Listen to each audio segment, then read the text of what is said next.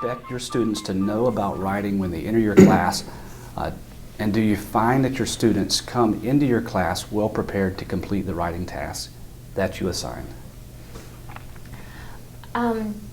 First, I expect that the students are going to have a wide range of abilities. So my general expectations is that hopefully they will have learned something about paragraph development, transitions. Generally, they're going to have been given, as Joe said earlier, the 5-paragraph assignment in high school. So particularly in 1100, I try to work in order to get them to be able to complete the assignments, to work with them on rhetoric, writing process, sometimes with paragraph development, transitions, those sorts of aspects. But again, some of them are very well prepared and really don't need that, and then others really need much more basic instruction. Awesome. And you, what do you expect your students to know when they come into class? My real expectations are that they just be willing to write. And I know that they're stuck on the whole, well, it's all about grammar, it's all about having perfect sentences, and, you know, my transition, such as secondly, is an all-time favorite. Just not really breaking them of that habit, but finding ways that we can do it better. One of the things that I like to do is we rewrite a lot of other people's stuff, and we talk about a lot about audience. I try to use music and things to get them interested and see that it can be fun and not just grammar book stuff. So Sure. yeah. That's a great answer. And Wendy, what do you see as the difference between 1100 and 1200 in terms of where students should be at the beginning of each of those courses? Well, 1100, I think it's pretty similar to what Myleah and Chandra have said in terms of expectations and what student assumptions tend to be when they enter the class. For 1200, generally, my assumption is that they'll have been introduced to academic writing, have been asked to do more than a 5-paragraph essay, have had exposure to some analytical writing, which is something I think a lot of them don't have when they come into 1100. So my expectation is that 1100 will have introduced them to some of that, and it also will have introduced them to our library and databases, at least to some extent. And then the goal of 1200 is to really intensify their ability to find relevant other sources and read them critically and integrate them into extended arguments. So when they show up in 1200, I generally expect them to have been exposed to more complex kinds of writing that they're going to be doing in the university. Awesome. That's a great explanation of those two different courses. Now, Joe, let's move to the second question we have here. What are students fairly adept with in their writing when they enter your class, and what do they have the most difficulty with? And maybe let's look at 1100 since it's the first course. Okay. They seem, what are they most adept at?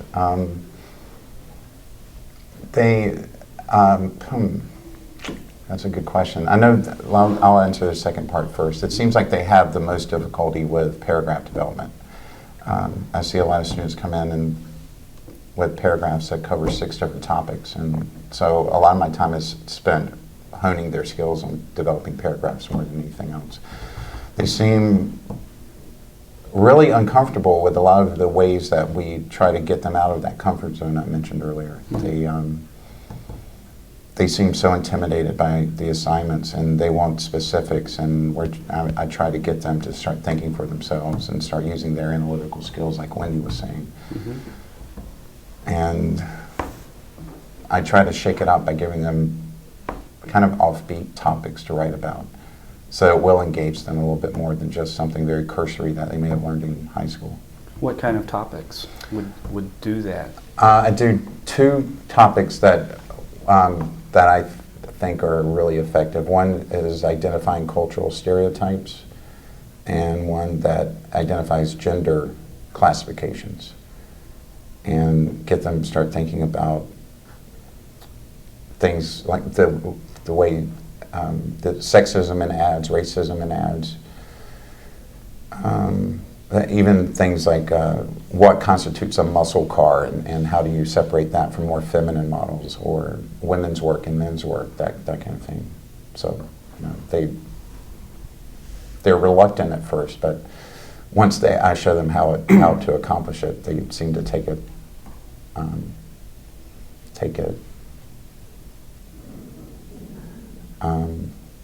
in stride, I guess. Mm-hmm. And it does seem to engage them a little bit more than they first think that it will. It seems like at that point they're seeing things that they might have assumed. They have these cultural assumptions in a different Mm-hmm. light, and they're seeing it from a different perspective. Right. Which is a big part of that critical awareness, I suppose. So Randall, what would you say in response to the question of what are students fairly adept with in their writing? What are they pretty good at when they enter 1100? And what do they seem to have the most difficulty with? Well, my first assignment in 1100 is a personal narrative, and I have a few writing exercises that I use to gear them up for the paper. And one of these is a character portrait. It's just simple. It just describe a person in their life. Could be someone they love or someone they despise. It doesn't really matter. But I do urge them, and I give them a model text, Maya Angelou's Uncle Willie portrait that she has. And the writing I get from that is some of the best writing I get in the entire class, which is a little discouraging since it's a second week of class, and you would think that their writing would develop, but I think it's maybe because it's such a personal thing. Sometimes it really gives them, or they go into it with a lot of passion, and some of the writing is just dazzling. And I can refer to those essays later in the semester, and the other students will have remembered because some of the details are so crisp and vivid. So I would say personal narrative writing is perhaps one of their strongest things they come to my class with. And what do they have the most difficulty with? The analytical, that's one of my papers is a short story analysis, and they do have trouble getting beyond the surface level of events in a particular short story. It's hard for them to draw meaning from the basic actions and descriptions. So. Now, how about with 1200? Do you see that they're fairly adept with when they enter 1200 after having taken 1100? And then what do they have the most difficulty with in that course? Well, I think that they are really excellent when I get them into discussions in class, mm-hmm. and they seem to have a good understanding of flaws in a particular argument. And I guess what they sometimes have trouble is taking those that understanding of other people's flaws and applying it to their own papers. So some of the same logical fallacies that they can identify in other people's writings, they commit in their own. So it's that kind of translating their, I guess maybe just using their knowledge to apply to their own papers is sometimes pretty tough. That's an interesting answer. I'm actually doing an assignment right now at State, trying to get my students to be a little bit more self-aware, where they're actually doing a summary and analysis of their own writing. So mm-hmm. It's interesting to see. I think we deal with a lot of the same issues regardless of our programs. Trying to keep things moving here a little bit. Shonda, if you can think back to your college years, to your own experience as a student writer, how would you describe your first year writing course? I didn't take a first year writing course, so that's going to be a difficult question to answer because I passed out of it, so I never took, in fact, I never ever took a writing course at all. Where did you learn about the writing in the discipline, would you say? Where did you learn about writing in rhetoric and composition and in English departments? I just picked it up in my literature classes along mm-hmm. the way and just learned by reading and by doing, which I think is really the best way to learn to write, is just to read a lot and write a lot and have instructors. Certainly I had instructors that worked with me one-on-one, but I just never took a writing course. Did you except for poetry writing. Okay, so I did take one. Did you feel pretty prepared, though, for the writing that you had to do as an undergrad? Oh, absolutely, absolutely. How do you account for that if you didn't take Because a I writing always course? read, and I always wrote. So, I think I learned it in high school and just along the way, but I didn't take any writing courses. And is it Myleah? Myleah. Myleah. Yes. Oh, and it's Chandra. Chandra. Yeah, not Chandra. sorry. Okay, just.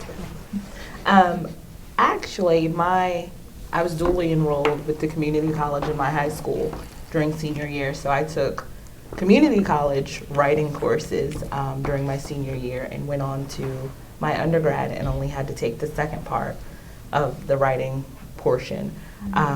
One of the things I know, I went to a women's college, and so we did lots of feminist writing and surrounding and around literature and maybe topics geared more towards our emotional well-being and things of that nature. So our writing courses had a lot more dialogue than I think I am able to put into my courses here.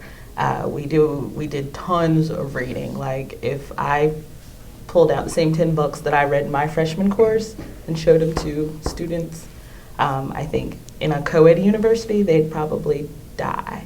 Like they'd be like, "You read all that? Like really? Read it?" And I'm like, "Yeah." So one of the different things I think, while we attempt to break them away from that emotional, touchy-feely thing, that was one of the things that really helped me. I was probably more prepared than a lot of my peers because, like Sandra, I just knew how to write, like from day one. It just happened.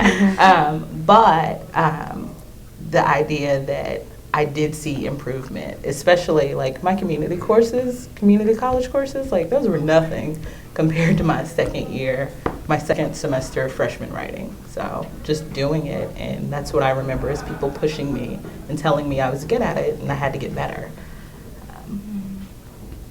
How about you, Wendy? Thinking back to your college years, thinking about your college years and your own experience as a student writer, how would you describe your first year writing course, and how well did you write coming into that course? Well, I think we're kind of an interesting bunch because I think we're all, we obviously have leanings toward English, and so then when I arrived in college, I already, loved writing and reading and language, and I knew I was going to be an English major, and I don't know how many of the rest of us had that experience, but I think that might influence how we're answering your question. I arrived at my undergrad with, writing was my strongest thing. I placed out of the intro comp class, so I also didn't specifically have a comp class. And I attribute a lot of that to my high school preparation, to be honest. I think it was very good. It was very demanding, and all of my classes, not just in English, I had to write a lot. And I think a lot more than a lot of our students now have to, and I don't mean to put blame on our secondary education because they're under a lot of pressure to pass tests, which testing in itself is antithetical, I think, in a lot of ways to the development of writing. So the long answer is I came into undergrad already having a fairly strong background in writing through my previous, K-12 education, and so I didn't actually take a first-year writing class as an undergrad. Interesting. And Joe, how about you? In answer to, how would you describe your first-year writing course? It was a completely different animal than what I'm teaching now. The emphasis was on grammar. We had to take a grammar exit exam, as a matter of fact. All freshmen were required to do it. We didn't have the option of placing out of it, so everyone was in the same same boat. And it was really old school. You write a description, you write a division classification, you write, and it was like those kinds of very general topics, not like today we have rhetorical analysis, literacy, narrative, things like that. It was, so it really didn't feel any different from high school, and I think it echoes what everyone else has said. Coming in with a strong writing background, my 11th grade teacher taught diagramming sentences, And we're talking like sentences that were like 800 words long. And so that's how it struggled, but that's how I learned grammar, you know. And then in 12th grade, I took advanced comp, and that's where, and it was like she had structured all of our writing assignments after what you could expect in college, and they were the exact same assignments that I had in college. So I had a grad student my freshman year, my first semester, who just did not do a lot. My second semester was much better, though. But that was when it was still literature-based research writing, not like today where it's more analysis. So anyway. Interesting. Moving towards sort of student outcomes as our next area of inquiry here, Randall, what do you want students to have mastered about their writing by the time they complete your course? What do you want them to have mastered? Let's say by the end of 1200. Let's say by the end of 1200. By the end of 1200? Well, I just hope, and I certainly grade them on their ability to carry out research, to not just find a lot of sources, but actually evaluate the sources for credibility. Also, to put together a very complex argument, a 7 to 8 page research paper, to to be able to use MLA form, and just to know that there are other citation ways, and to be able to credit their sources, to avoid plagiarism, those basic skills. What's one strategy that you use in the class to teach them to critically evaluate sources?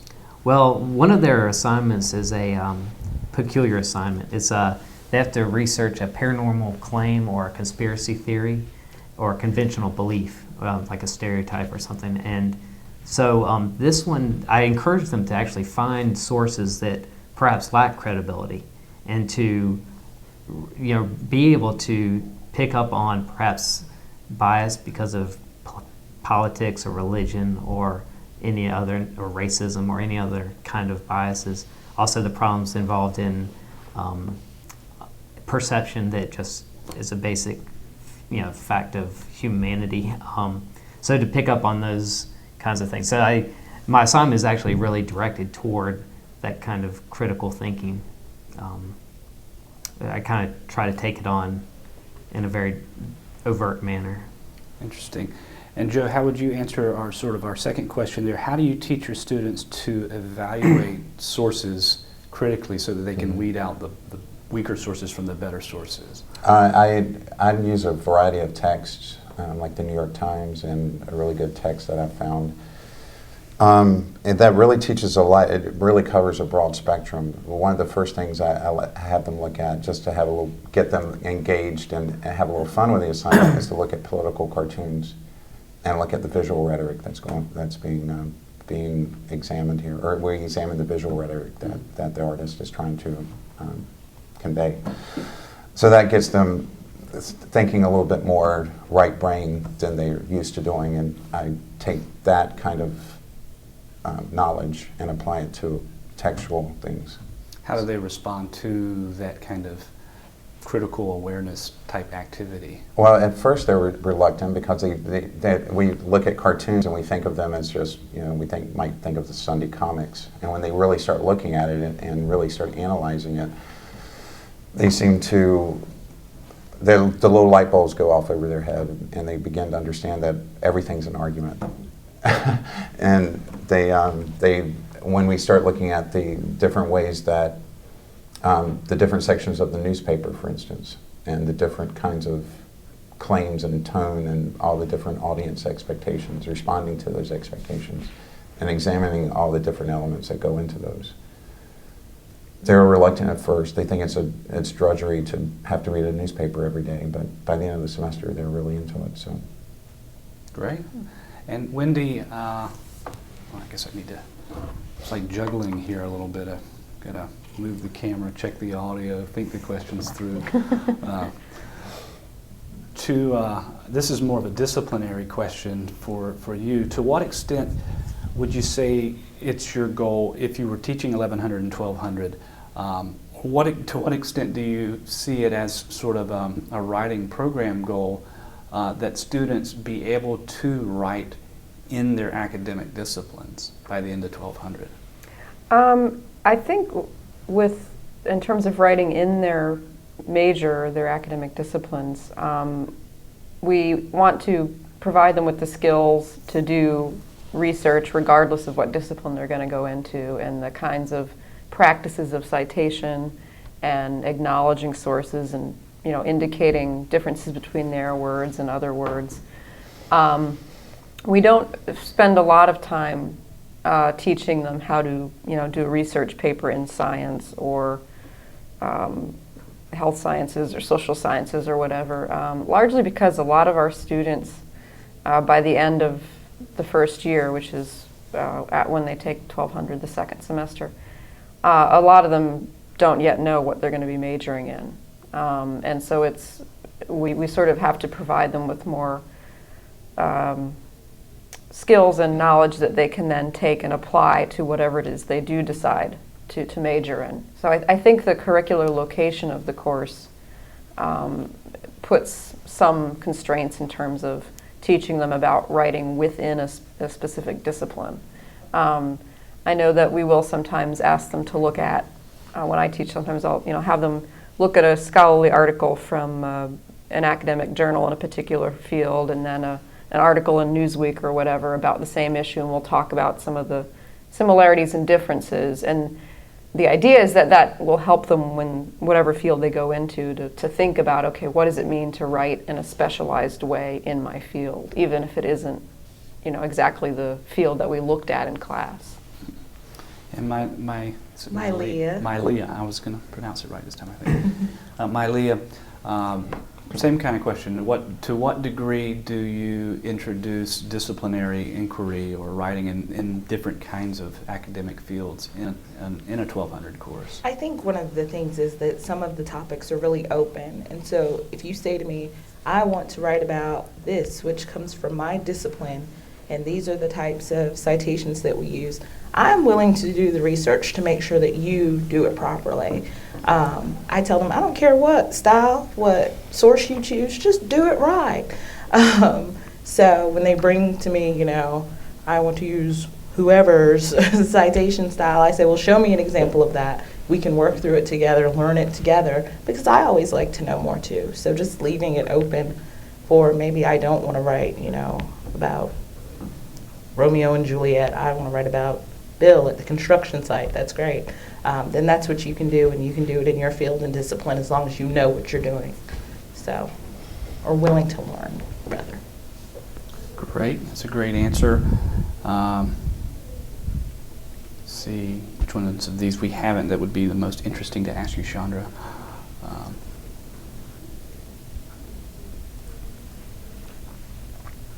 This would be an interesting one. Okay. I think. Cross my fingers. What kinds of writing do you do as part of your professional work, and would you like students in your classes to practice these kinds of writing?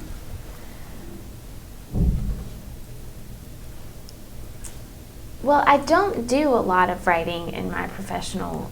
Well, that's not true. How to answer that question? I'll take the second part. The types of writing that I do, no, I don't necessarily want my students to be able, I want them to be able to meet whatever writing task that they're given in their discipline in their life, whether it's, they receive a ticket and they need to write their way out of it, or they buy a phone from Circuit City that's faulty and they need to write a letter making a claim, they get an assignment in a class. So I just think the important thing is teaching them that writing's something that they can learn, and it's something that they can practice and get better at regardless of what's asked of them to do. So no, I don't think I'd push a specific type of writing, but more that writing is something that they can learn to do, that can be fun, that they might not become the greatest writer ever, but they can become an effective writer, an effective communicator. And that hopefully should serve them no matter what they're asked to do. Sure. It sounds like you're teaching very transferable skills that they could use in different places in life. Well, let me kind of toss that question to you, Wendy, if you don't mind answering that. What kinds of writing do you do as part of your professional work, and do you want students to be able to master that kind of writing? Well, the writing I do, they're academic articles and books and things like that. And I don't particularly want my students, I mean, it'd be great if they can. I don't expect them to be able to write in those particular ways. I mean, they're a result of being in school forever and already being sort of steeped in a discipline and the research and the writing that's going on there. If they want to go on and become specialists in rhetoric and composition, that's great. I don't necessarily expect them to do so. I think my answer probably is, I would answer very similarly to how Chandra answered, which is I want them to be able to write well regardless of what the situation is. It's something that they can, they can respond to something in their day-to-day lives or in a class that they take in physics or, whatever the case may be. I don't particularly try to get them to write like a scholar in Rhet Comp would write, or to write like someone on a university committee would write. I wouldn't wish that on anyone, no. So yeah, I pretty much echo Chandra's answer. I think that that's my goal, as well. Great. Moving towards sort of a support area of inquiry here, Myleah, what are your criteria for writing assigned in your class? So what kind of criteria do you use? I have no criteria. Criteria for assignments for like grading. For grading, I do a rubric because I find that I am very, but I know you came to me and told me you tried really hard. I feel so bad for you. And so I had to stop that because I was doing a lot of the work for them during my first year. So I had to say, wait a minute, how can I make sure that I'm doing everything the same? On the front side, I do like tone, audience purpose, the things that we discussed in class. The back side is always about content. Do you meet the requirements? Is your argument logical? Have you done the basics for the assignment? And one of the things that I tell my students, just meet the minimum requirements. Don't you know how far that'll take you in life, just doing the minimum? And it hits home once they realize that, oh, she wasn't kidding. She really does want the whole paper, not just part of it. And how do you communicate your grading criteria to your students? I give them the rubric at the very beginning. It's available online. You can come talk to me and ask me. During revisions, one of the things, since they get it before, we say, well, check your own paper. You can figure out, and if you think that that's the grade that you want based on what you've done, then that's the grade you may or may not get. So, Great. Chandra, how would you answer that question? What are your criteria for writing assigned in your class? How do you evaluate students, and then how do you communicate to your students how you're evaluating them? Well, I used to use rubrics, and I've recently abandoned them, even though I think that they are great. But I found myself, I had these rubrics that was, introduction, you got a certain number of points, and I started finding myself reading the paper and having this gut level feeling of what the grade should be and circling accordingly. So I stopped using rubrics because I was starting to cheat myself and the students, because that's what I was doing. And so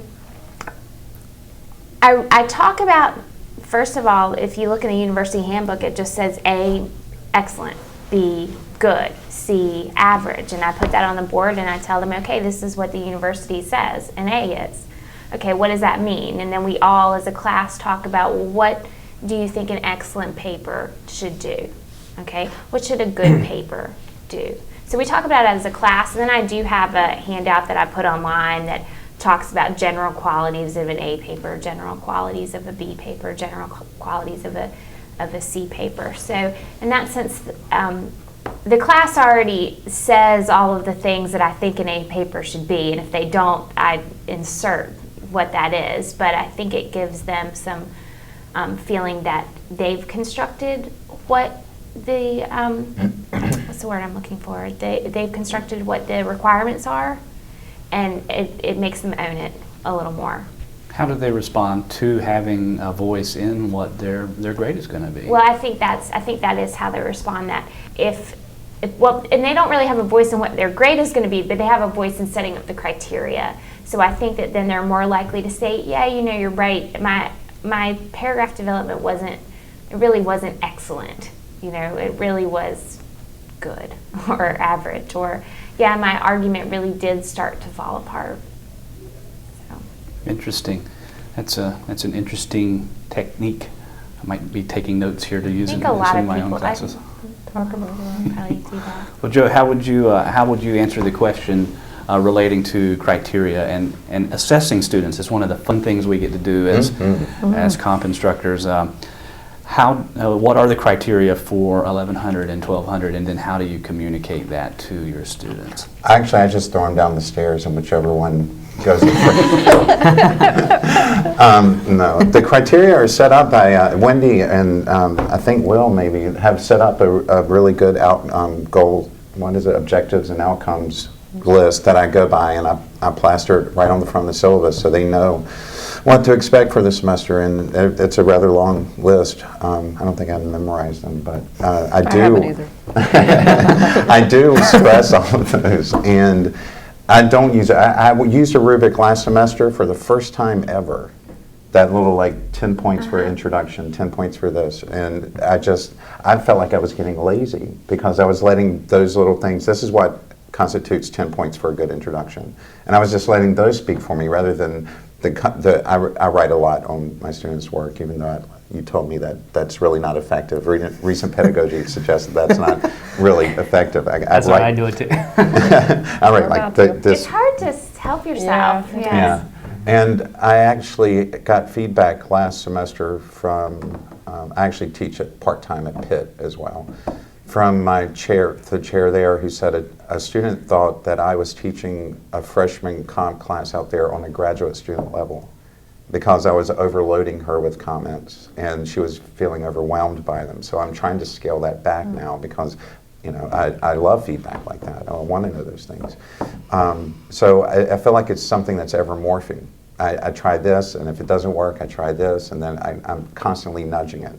Because I had a 5-year absence. I was teaching here, left for 5 years, came back, and in that 5 years, the landscape had completely changed for me, and I had to realign myself. Mm-hmm. And I feel like I'm still doing it 3 years later. So. Sure, I know the feeling. I moved to Arizona after graduating from here, and then didn't teach for about a year, and then came back and was teaching distance learning, which is a little bit different, teaching an online class solely. And then was finally, whenever I moved back to Raleigh, after I guess 4 years in Arizona, then got back into the classroom. And it's if you lay off that long, it's really tough to come back and just little things like assessment and stuff like that. Sure. Let's stay with assessment, because I think it's one of the things that folks who might watch this are most interested in hearing us talk about. What are the criteria that you use, Randall, in 1100 and 1200, and then how do you communicate that criteria to the students? Okay, on each assignment sheet or description, I basically tell them, and it comes down to essentially the same things for almost any paper they write, is purpose, organization, development, clarity, and then there are some things that are dependent on the assignment. A research paper would have another extra couple of criteria that I tell them I'm looking for, and but I certainly don't grade the paper saying 10 for organization, 10 for development, or anything like that. It's more of certainly my comments will be ideally will be relevant or relating to those basic criteria. But I just try to give them that overall sense. But on a more, I guess, particular, to give them particular things to look at, I give them a self-analysis checklist that has a series of yes-no answers and have it broken down according to, these things, development, organization, purpose, and all that. And they said it's pretty useful. I imagine most students are just, that right before the papers due, just checking stuff off. But they say that it gives some insight into the things I look for. And that's what I intended by it. So. Interesting. Great answer. Got a couple of more support questions here.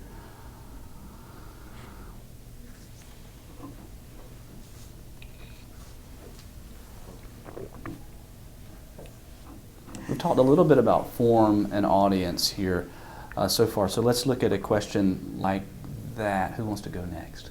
I'll toss it to whoever. I think I was the furthest from. Yeah, you go next. Okay, we'll go to Wendy next. I talked the longest time ago is what I meant to say. Trying to keep things democratic and fair here. So this question is about form and audience. How specific are you with students regarding form, audience, organization, and use of sources in your class? How specific are you with students regarding form, audience, organization, and use of sources? Do you mean how specific are those things identified in the assignments I give them? Yes. Okay. And by form, you mean genre kind of? Yes. I'm not sure what you mean by yes. Let's go with genre. Genre, okay. I typically am fairly specific about those things. I don't specify topics, but I do, in my assignment, I'll give them, you are either writing to, this is your audience, or later on in the course, I'll say, you have to select an audience and let me know who that audience is. So I tend, and they'll say this is the format or the genre. You're going to be writing an informative article for such and such an audience, or you're going to be writing a letter to the editor of the New York Times, or so I tend to be fairly specific with that sort of thing because I think it's more realistic. I mean, not necessarily in academic courses. They might tend to get more of a write a paper and it's just going to the instructor as their audience. But I think that as they move on and write in other contexts in their careers or whatever, they are going to have fairly specific guidelines that they have to follow and specific audiences. And so I tend to try and provide that for them because I think it makes it more sort of a realistic situation.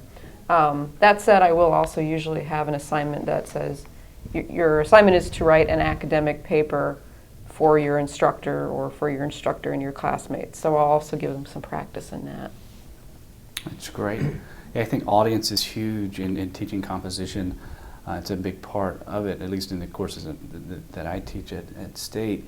Myleah, how do you emphasize audience in 1100 and 1200? I must say audience is one of my favorite things because while I may say, your audience for your paper is your peer group and your instructor, blah, blah, blah. One of the things when they're using sources, you need to identify who the crap they're talking to and whether or not you apply to this group and why you do or do not agree to what the person is saying or why you may not understand what they're saying.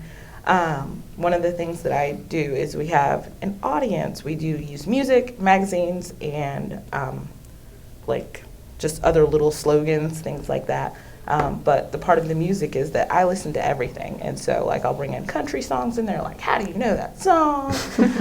Or I'll bring in some pop thing that maybe just came out and they're like, you don't know what that means, and half the time I don't. But when we're talking about audience, how do you perceive the people who listen to this music, and how old are they, and what do they wear, and what are their beliefs, and what is the common ground that these people have, and identifying, because often students say, well, everybody's my audience. Not so much. Right. But if you say, okay, well, this is the primary audience, but then secondary people like you, Ms. Kerns, could also fall in. And so being able to say that, oh, certain people will align themselves with this, whatever, because of these criteria, helps them pick better sources and know whether or not their sources support their arguments in other papers. So. Awesome. And Chandra, how about you? How do you teach audience? Well, just like Wendy, I am very specific with at least some of the papers about either assigning an audience or having them pick one. Similar to Myleah, I try to do fun assignments that get them thinking about audience. I think the music is a great idea. I usually in 1100 early on will have them get together in groups and draft a letter about, they make up like what they did over the weekend, and then they write one version to their grandparents and one version to their friends, and then we talk about what details you might include or not include, or you might stress or not stress, and what sort of language would you use. And I try to talk to them a lot about emails. I have this very kind of Nazi email policy about how I expect them to email me. Yeah, but it's to teach them audience, that when they're emailing me, I'm their audience, and these are my expectations, and these are probably the expectations of other professionals.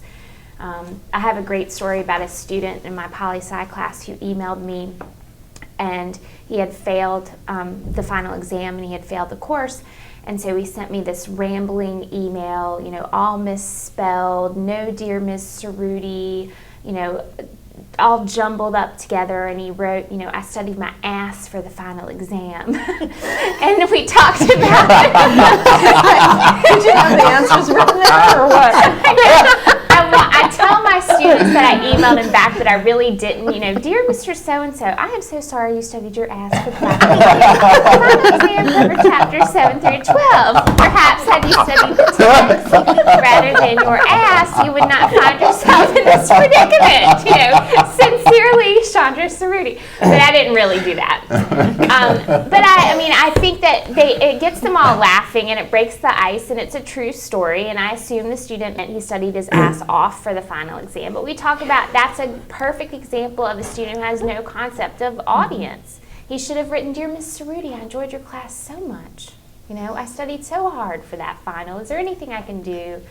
You know, et cetera, et cetera. So that's a fun way to talk about audience. But I just, like both of you said, you have to drive it home every day, all semester long.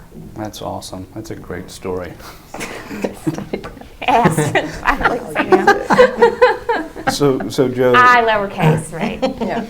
how about you? Do you have an ass story, or I do it how do you not nearly as humorous, but how do you teach audience?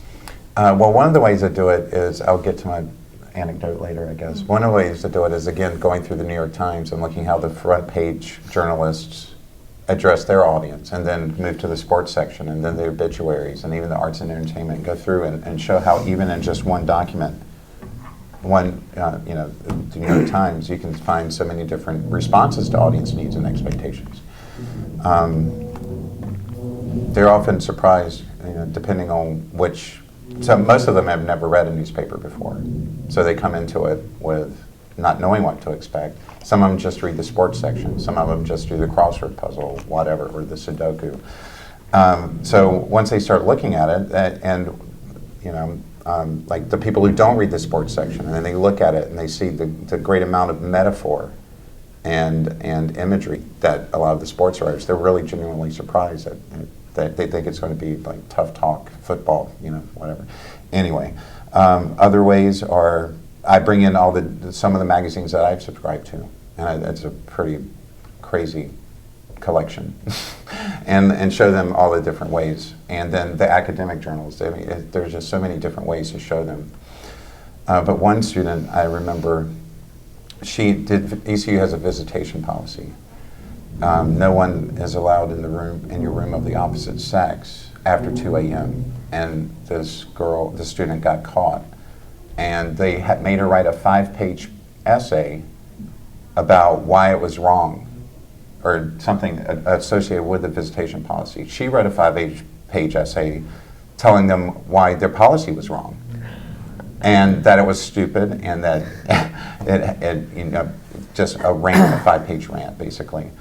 And they didn't accept it, clearly. And so they said, do it again. So she wrote this very contrite paper telling them what they wanted to hear. But obviously she was just ranting to me about it. I said, well, you did learn something from this. You learned how to cater to your audience. I mean, sometimes it's about jumping through the hoops. So I like to use that story sometimes too. I wish mine were as funny as yours. Can I use yours? Yes. And Randall, how about you? Audience is is huge. How do you teach your students about audience, and how much is it a part of 1100 and 1200? Well, I was formerly of a position that all this audience talk was overrated, because I guess I noticed that when I would talk about audience and stress it, the papers were not necessarily any better than when I did not talk about it. But it was probably due to my assignments being fairly the typical academic writing for the instructor kind of stuff. And I still think that maybe audience is just a little commonsensical, that students, once you just sort of give them a little bit of notice, they know that they shouldn't write to the dean in the same language they write to their friend. And I do have a letter writing assignment where they do that, where they write to different audiences. But I think what's more important, maybe not more important, but what's very important is just giving them a sense that their writing is in a meaningful situation and not just an academic exercise.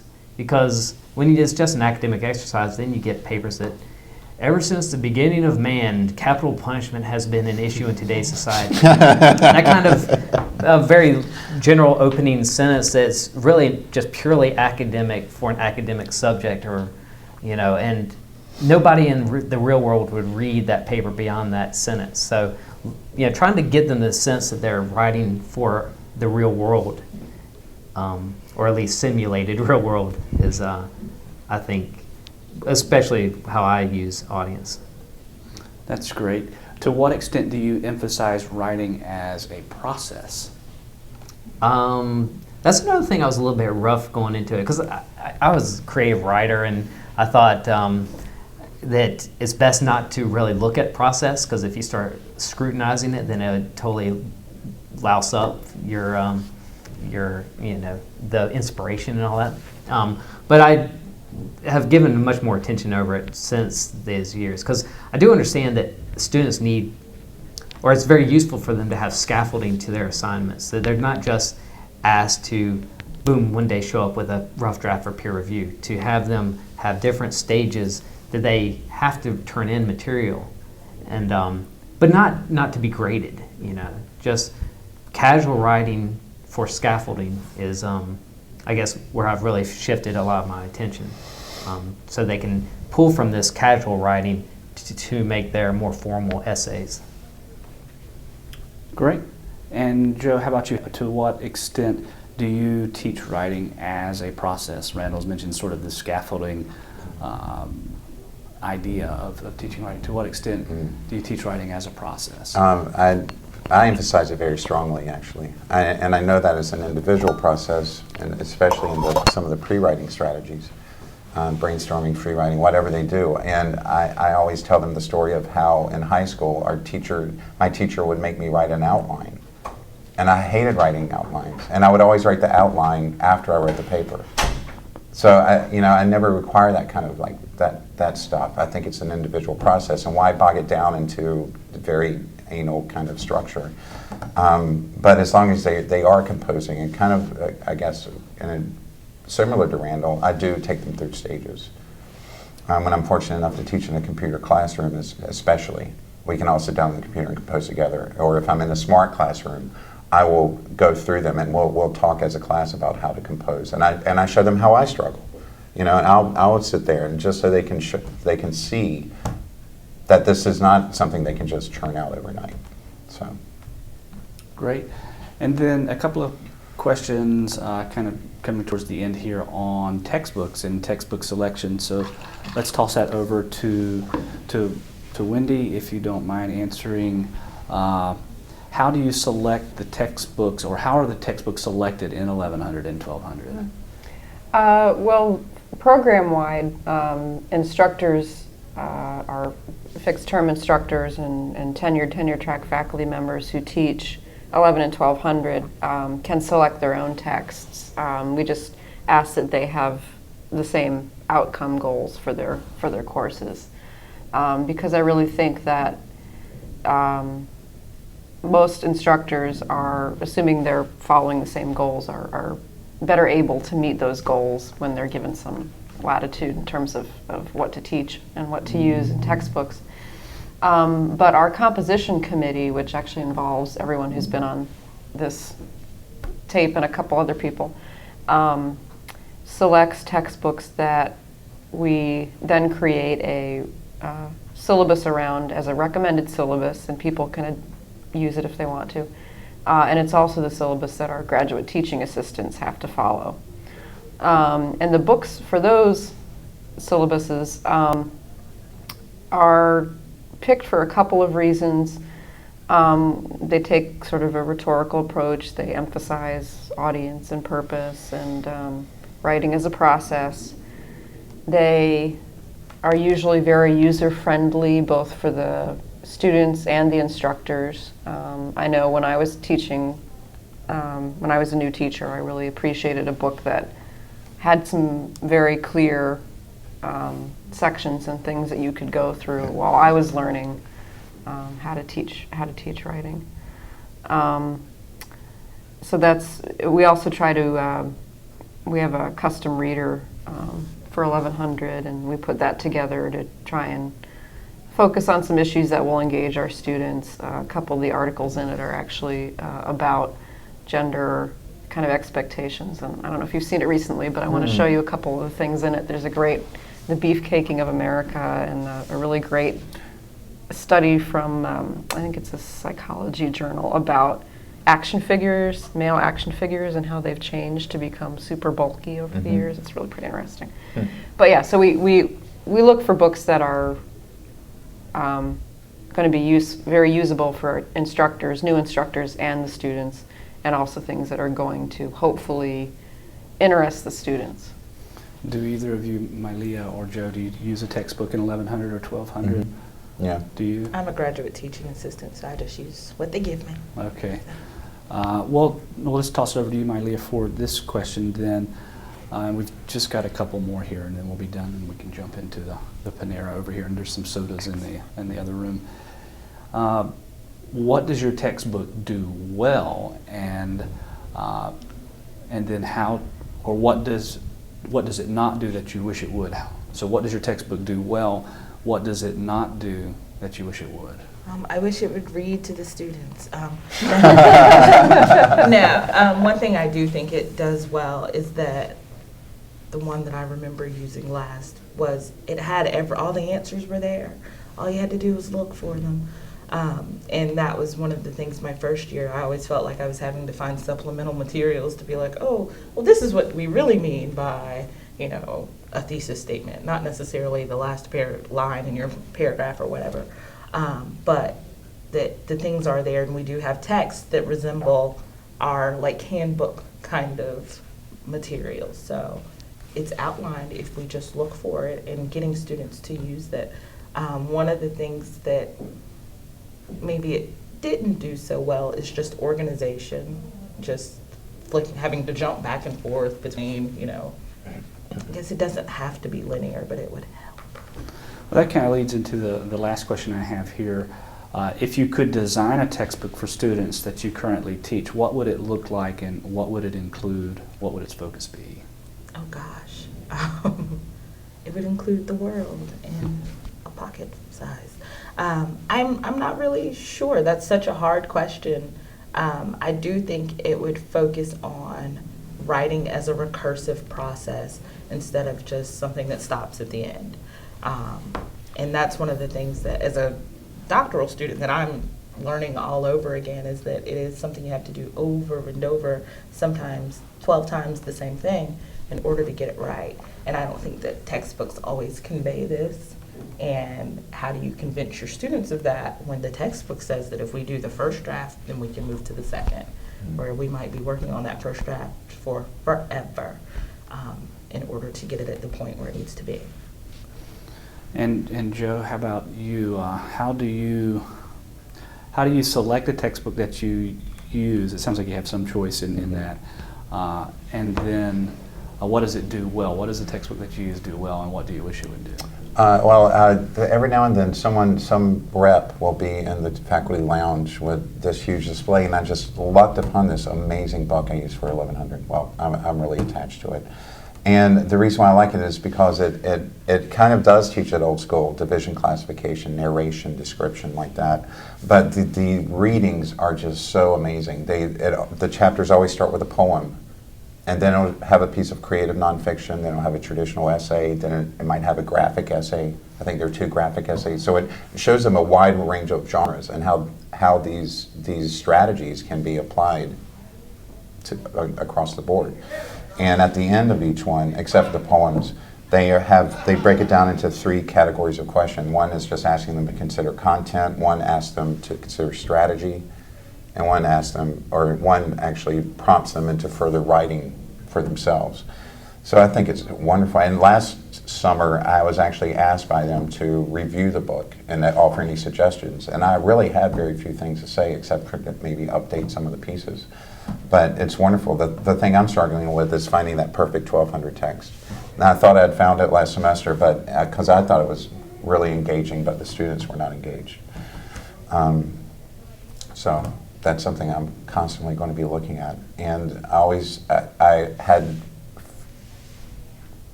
I had molded 1200, or the research writing freshman comp course, into focusing on world issues.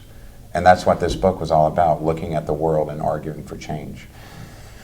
It didn't get to them. They actually were resenting the course at the end of the semester. They thought it was more like a political science course than an English course. So I'm trying to shift into something else and to restructure it so that it does engage them, because otherwise they're not going to, I don't think they benefit as much. So. And then finally, shifting the focus back towards our own writing process, how would you describe your own writing process? Well, I draft and draft and draft, and I'm a computer drafter too, and I will rework a sentence 8 times before I go on to the next sentence. You know, and that's my process. A lot of people like to get through it and then go back and needle and nudge. I have to get it perfect, before I can go on. And then, of course, I must draft 3, 4, 5 times, even after I've drafted each sentence 8 times. So it is a laborious process for me, but it's one I really love. And I'm more of a poet, so poetry, it's a completely different kind of thing from, of course, something structured. Anyway. That's a great answer. And Wendy, how would you describe your writing process? Well, I think Joe just hinted at this, but it varies considerably depending on what it is I'm writing. If it's a report of the composition program for a particular academic year, that's very structured, and usually we'll go through maybe 2 drafts because it's pretty clear what I need to put in there. If it's an article, for a journal, where there's much more leeway in terms of what argument I can make and what evidence I can put in, and those sorts of things, I will do multiple drafts. Sometimes, writing what I think is a full draft, I'll go back and I'll say, well, no, this pages, 23 through 33 are really another article in that, So it varies considerably depending on what I'm writing. If it's something extended and for an academic audience, that will be extensively drafted and revised and usually changed fairly dramatically in the process. And Myleah, how about you? How would you describe your writing process? I am everything I tell my students not to be. I'm a slacker. I spend a lot of time thinking about what I'm going to write. Without actually doing it. I will do all the research and then just sit on it and look at it like do. But I really have to see the blood, sweat, and tears. It feels like I have to cry before every time I get a piece of writing really going. I have to see my work, in the palms of my hands before I can really feel committed to it and connected to it. My hardest thing is getting the final product done. I can do little bits at a time, but I need that push and that feedback from, if it's a conference paper or whoever's, class I'm doing it for. I just have to say, okay, I am a slacker. I know this. Please, I will have it in, and I always seem to get it in right before it's due, but never early or anything like that. I want my students to be better. Well, thank you all very much. It was an excellent discussion. Thank you very much.